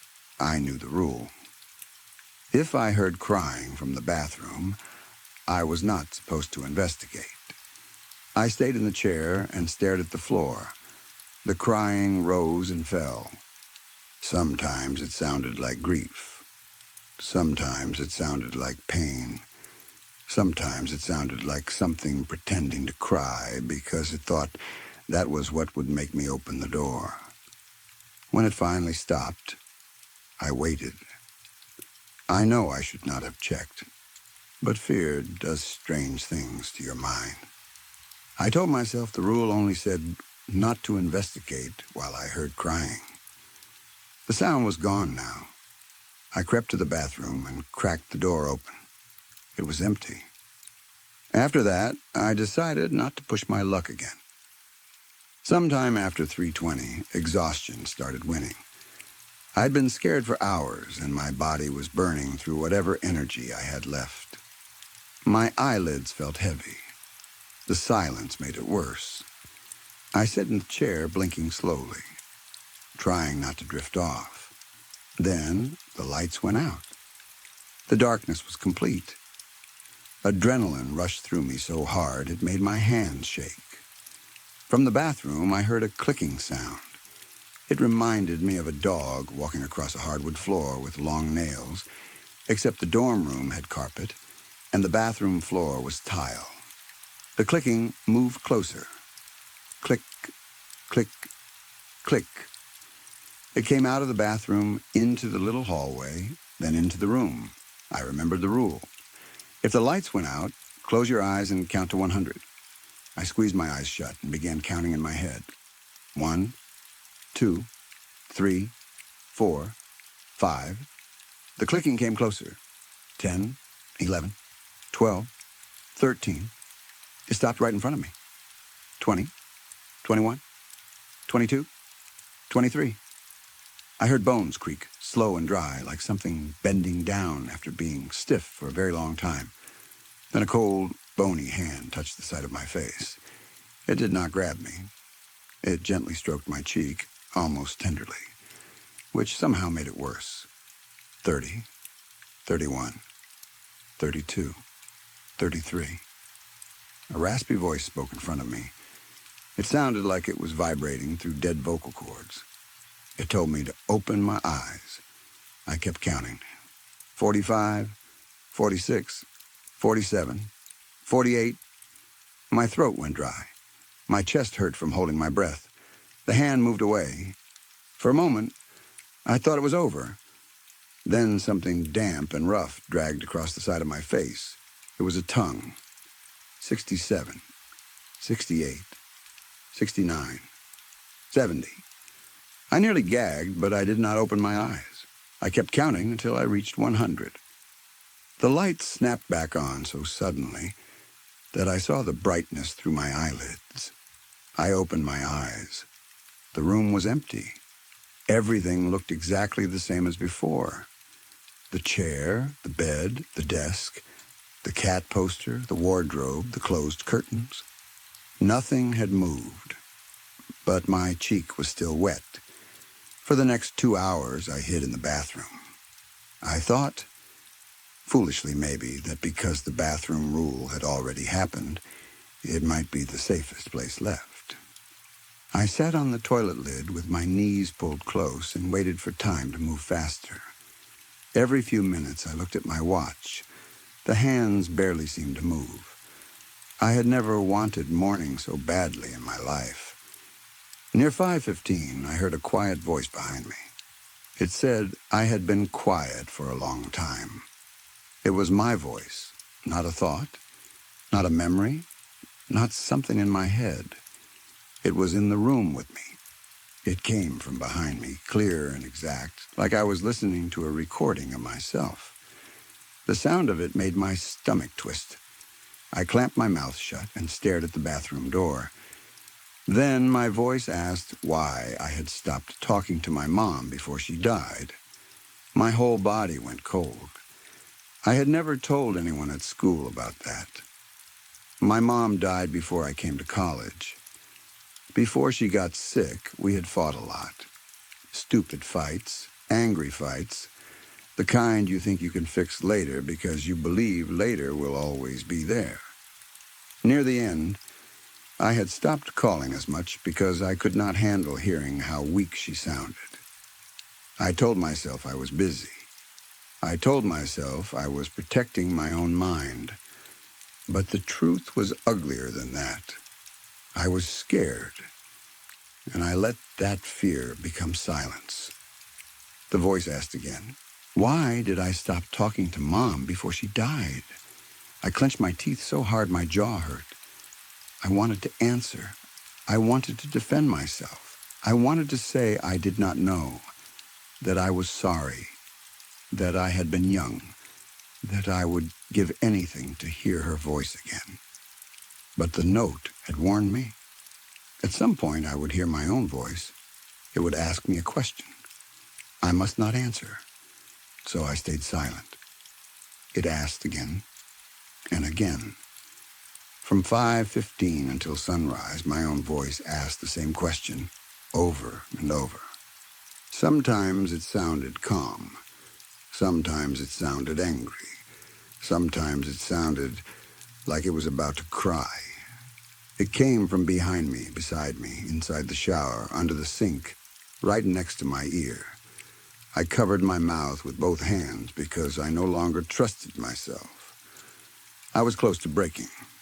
I was close to saying anything just to make it stop. Then sunlight began to appear through the small bathroom window. The voice stopped. Everything became quiet again. From sunrise until 7:30, nothing happened. Then 7:30 passed, then 8, then 8:30. I sat in the chair again, staring at the wardrobe, expecting something terrible to burst out of it at the last second. Nothing did. The curtains stayed closed. The door stayed shut. The room stayed still. That might have been the worst part, because by then I knew stillness did not mean safety. It only meant something was waiting. At exactly 9 in the morning, the intercom came on. The voice announced that it was now 9 a.m. Then it said that the study was complete and asked if I had any questions. I did not wait. The note had said that if the intercom asked me a question, the study had ended and I needed to leave immediately. I grabbed my backpack and went to the door. This time, it opened. I stepped into the hallway, expecting to see blood, bodies, or something impossible. Instead, the hallway looked the same as it had the night before. Dim yellow lights, old carpet, closed doors. By the elevator stood the same balding man who had brought me up. He smiled like nothing unusual had happened. He congratulated me for staying silent the whole night. He said my time had been very useful to their study. Then he handed me a check for $2,000 and a small card with a phone number on it. He said if I wanted to take part in any future studies, I should call that number. I stared at him without speaking. He told me to follow him and led me into the elevator. I kept waiting for him to explain. I kept waiting for him to say it had all been staged, that the room had speakers, projectors, hidden doors, actors, tricks, anything. He never did. We rode down in silence. When the elevator opened, he walked me to the front doors and let me out into the morning. The campus looked normal. Students were crossing the sidewalks with coffee cups and backpacks.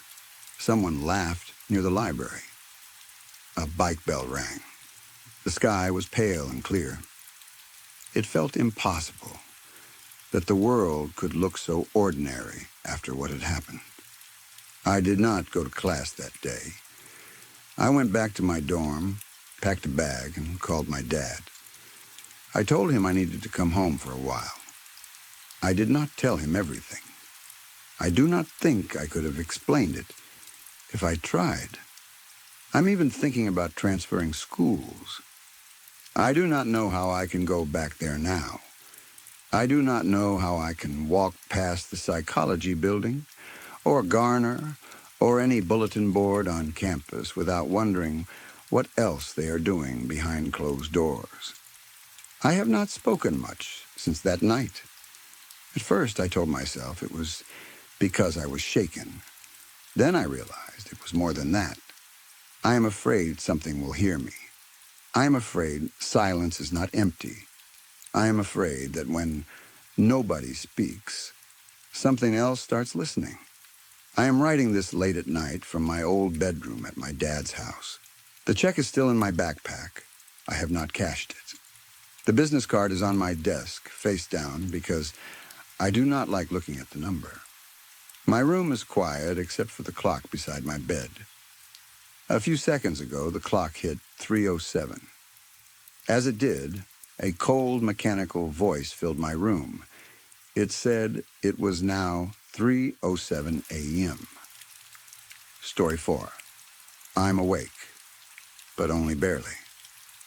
My heart is still beating, but it feels weak, like it is tired of doing the same job every day. A dull morning presses itself through the thin curtains, making the room look gray instead of bright. The curtains move softly in the breeze from the ceiling fan, rising and falling like they are breathing for me. My eyelids open slowly. They feel heavy and dry, like they have been sealed shut for a long time. Another day has started, but it does not feel like a gift. It feels like another sentence I have to serve. Everyone in the world knows how fast technology has grown. It happened so quickly that most people never had time to question it. New machines, new screens, new systems, new rules, new ways to watch us, new ways to charge us. Every time we thought things could not get more controlled, someone found another part of human life they could turn into money. At first, people called it progress. They said it would make life easier. They said it would make the world safer, faster, better. But soon, the truth became clear. The people above us did not build these things for comfort. They built them for control. They stood high above everyone else, wearing their expensive suits, their gold watches, their shining chains. And they smiled down at us like we were not people, like we were fields to be harvested, like every part of us could be sold. They took our time first. Then they took our privacy. Then they took our work, our homes, our sleep, our choices. And when there was almost nothing left, they came for the things we never thought anyone could own. Our sight, our memories, our faces. We live in a time when nothing is free anymore. Nothing truly belongs to us. Not the roof above our heads, not the food in our kitchens, not the pictures on our walls, not even the simple act of seeing yourself in a mirror. When it first started, no one understood what was happening. People woke up the way they always did. They dragged themselves out of bed, tired and half alive, and went to the bathroom. Most people looked in the mirror without thinking. They washed their faces. They brushed their teeth. They fixed their hair. They stared at their own tired eyes for a few seconds before going out into the world. It was normal. So normal that no one even thought about it. You see yourself more than you realize. You see your reflection in the bathroom mirror. You see it in the dark screen of your phone before it turns on. You see it in your car window when you pull the door open. You see your eyes in the rearview mirror. You see a quick shape of your face in shop windows while walking down the street. You see yourself in puddles after rain, in elevator doors, in spoons, in picture frames, in the black screen of a television, in every piece of glass that catches light the wrong way. To ordinary people, a reflection was nothing. It was just a reflection. To the people in power, it was something else. It was a market. It was a product. It was an unavoidable thing every person used without even knowing they were using it. It was the perfect trap, because no one could live in the modern world without eventually seeing themselves somewhere. You could avoid a mirror for a while, but you could not avoid every window, every screen, every shine of water, every polished surface. They knew that. They counted on it. I wish I could tell you how it worked. I wish I had answers. I wish I could explain the science behind it, or the technology, or the curse, or whatever name you want to give it. Maybe we were chipped through medicine. Maybe it was put into our blood through injections we were told were safe. Maybe it was linked to the mirrors we bought, or the phones we carried, or the cameras watching us from street corners. Maybe it was something in the glass itself. Maybe it was something in the light. I do not know. And maybe it is better that I do not know. Because if I truly understood how they did this to us, if I knew every person who helped build it and every company that profited from it, I think the disgust would finish whatever part of me is still alive. Not that much is left of me anyway. It started slowly. That is how terrible things always begin. They come into the world quietly, wearing the face of something normal. They arrive in small pieces so people can explain them away. One strange thing happens, and everyone says it was bad luck. Then another happens, and people call it illness. Then another, and another, until one day the pattern is too clear to ignore. But by then, it is already too late. A friend of yours would lose a tooth one morning while brushing. It would just fall into the sink with a tiny white click. Blood would run down their chin, and they would stare at it in shock. But people would shrug and say they probably needed a dentist anyway. Maybe they ate too much sugar. Maybe they had bad gums. Your mother would lose a toenail while putting on her shoes. She would cry out, and everyone would say she had always had problems with her feet. Maybe it was an infection. Maybe it was age. A coworker would come into work with half their hair gone. They would say it started falling out after they got ready that morning. People would look uncomfortable. Someone would mention stress. Someone else would say it might be a medical issue. Then a woman would forget the name of her own child after checking her makeup in a compact mirror. Then a man would lose feeling in one hand after seeing himself in the side of a parked car. Then a teenager would go blind in one eye after taking a selfie. Then an old man would open his mouth to speak after passing a dark store window, and no words would come out. At first, each case seemed separate, random, sad but explainable. People are very good at explaining away things they are too afraid to understand. But the pattern kept growing. One small thing, then another small thing, then something bigger, a tooth, a nail, a patch of hair, a memory, a finger, a voice, a name, a sense of balance, a language, a whole childhood, a whole hand, a whole person. By the time people understood what was happening, the people in charge had already given it a name, the reflection tax. It was announced to the public in a calm official broadcast, the kind with a clean background and soft music and a serious man reading from a screen. They said it was necessary. They said it was part of a new system. They said resources were strained, and everyone had to contribute. They said every reflection created a measurable cost. They said the tax was automatic, unavoidable, and fair. Fair. That word almost made people laugh until they realized laughter could get them punished too. Anyone who spoke against it was silenced quickly. Not always by police. Not always by force. Sometimes all they had to do was stand near a polished surface and wait. A journalist who questioned the system forgot how to read on live television. A protest leader lost the use of both legs after stepping through a glass doorway. A mother who screamed at a government building saw her face in the window and forgot the names of all three of her children. After that, most people stopped objecting. Fear is a very strong leash. All it took was one mistake, one careless glance, one flash of your own face in rainwater on the street, and something could be taken from you.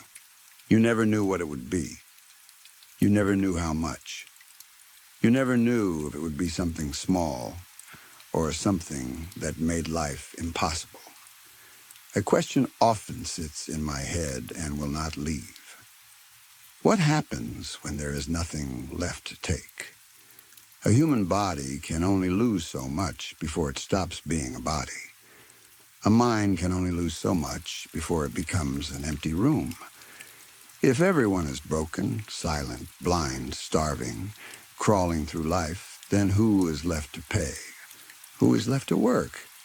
Who is left to buy anything? But I suppose that question is not meant for people like me. The ones above us must have an answer. Maybe they do not care. Maybe the money was never the final point. Maybe the point was to see how far they could go. Maybe the point was to prove that they could own even the most private parts of being human. Naturally, people tried to fight it in the only ways they could.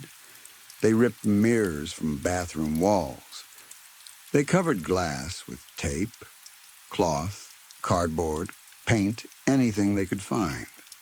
They stopped using shiny plates and metal spoons. They kept televisions turned on at all times so the screens would never go black. They scratched their phone screens until they became dull and cloudy.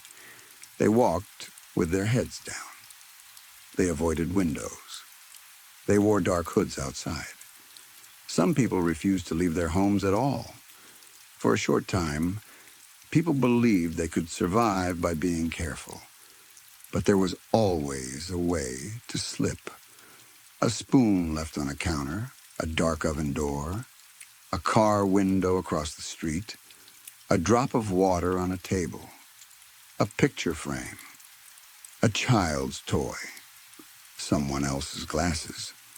A reflection could hide anywhere. Some people chose something worse. They took their own sight before the system could take anything else.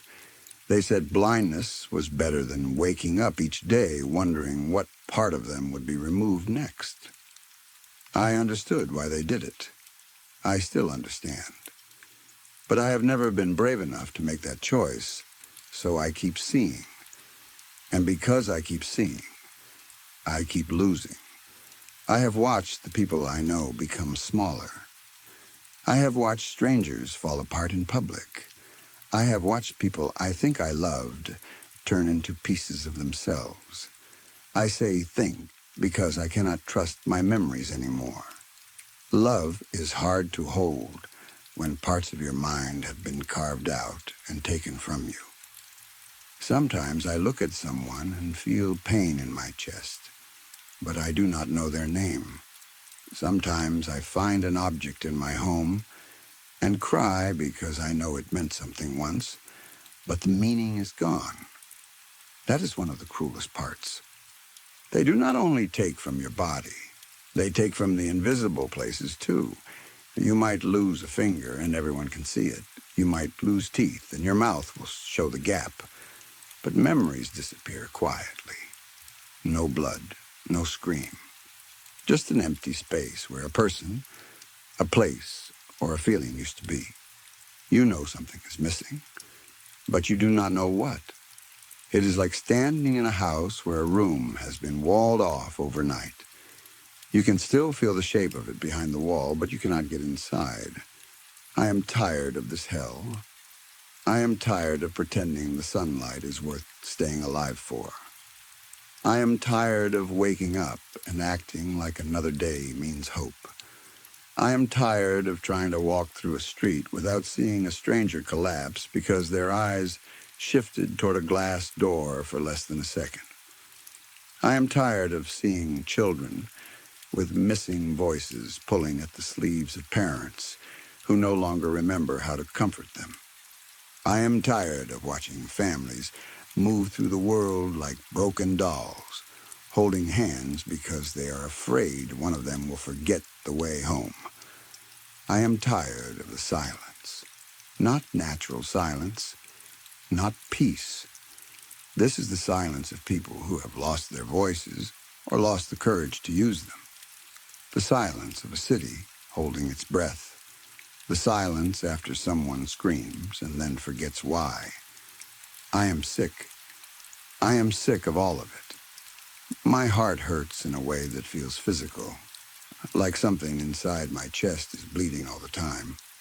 My soul, if I still have one, feels torn and bruised. And yet I keep moving. I keep waking up. I keep breathing. Maybe that is strength. Maybe it is cowardice. Maybe it is just habit. Somehow I have managed to stay upright for this long. I still have most of my body. That feels like something I should be grateful for, though I do not know how gratitude is supposed to survive in a world like this. I am missing some fingers. I do not remember exactly when I lost them. I only know my hands look wrong. I am missing half my hair, enough teeth that eating hurts, and some memories that feel important, very important. Their absence follows me like a shadow.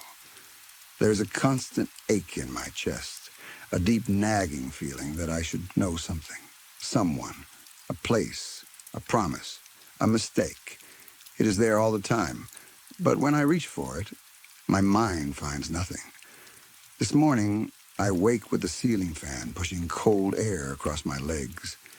The chill forces me into consciousness. I do not want to open my eyes, but they open anyway. The room is dim. The curtains move.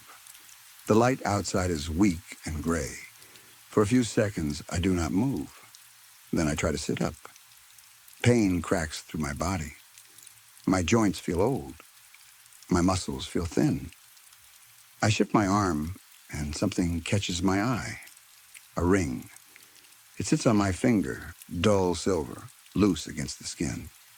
I stare at it. I am married. The thought comes suddenly, but it does not feel complete.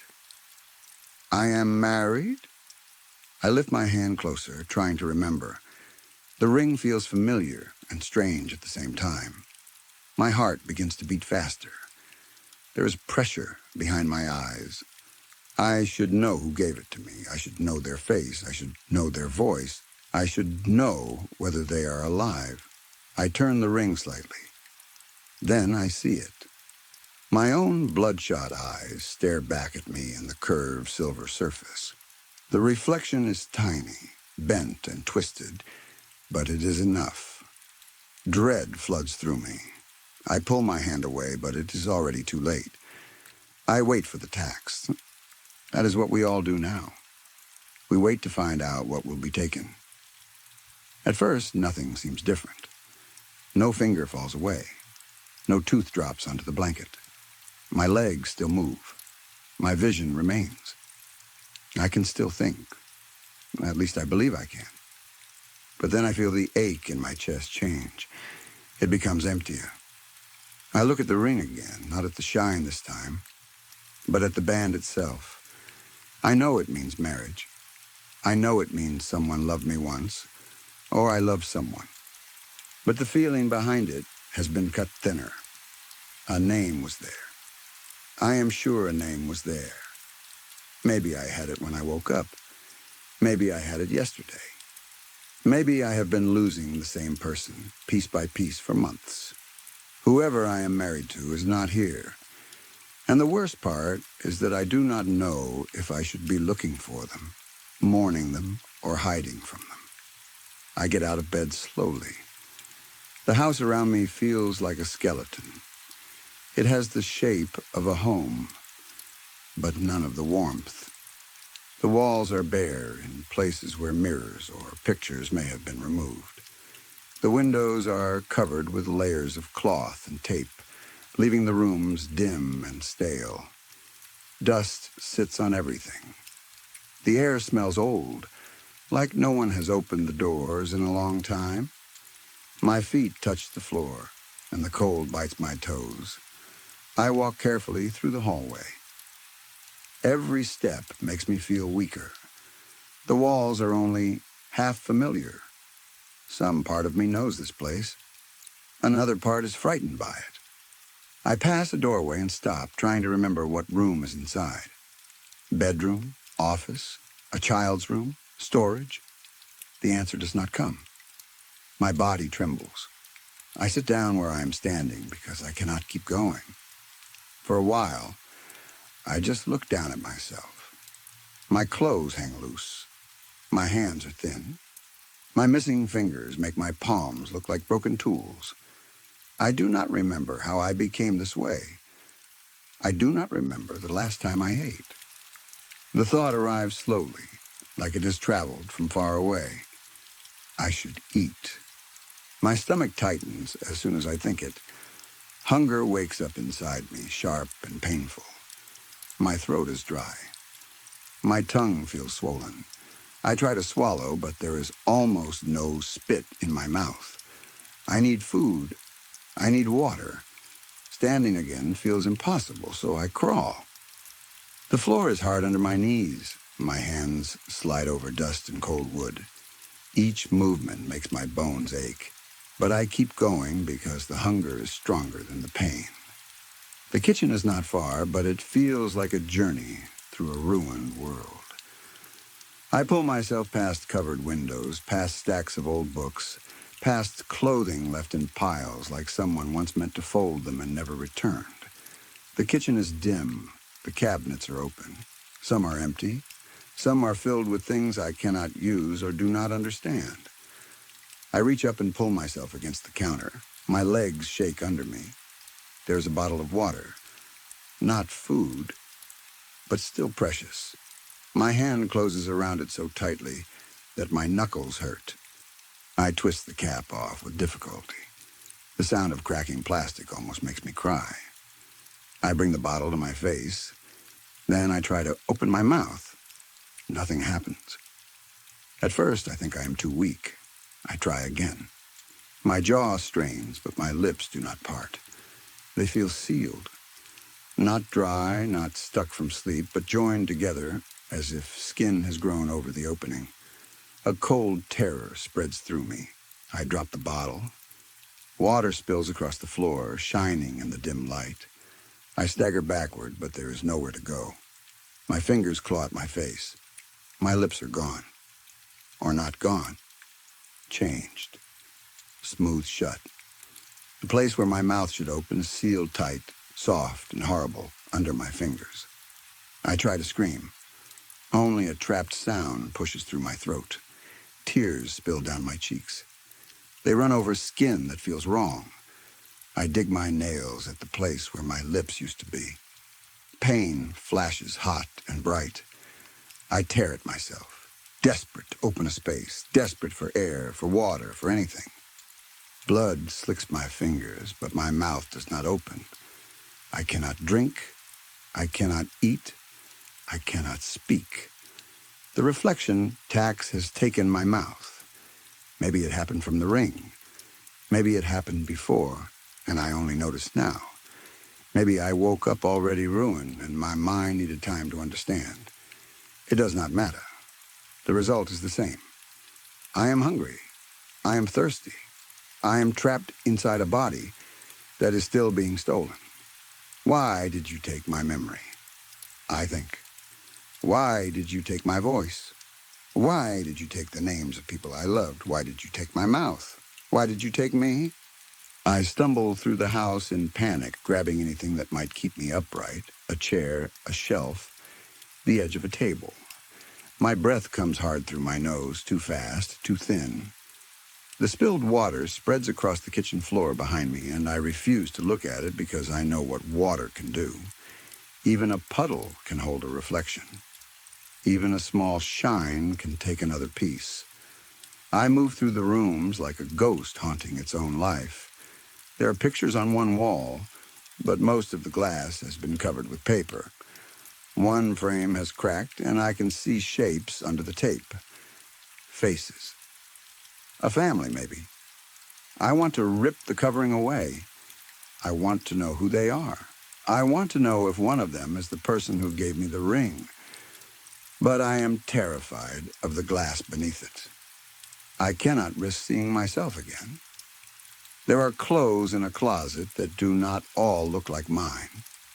A coat too large for me. Shoes by the door. A scarf hanging from a hook.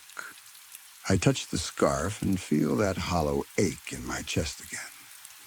It smells faintly of dust, and something sweet. My fingers tighten around the fabric.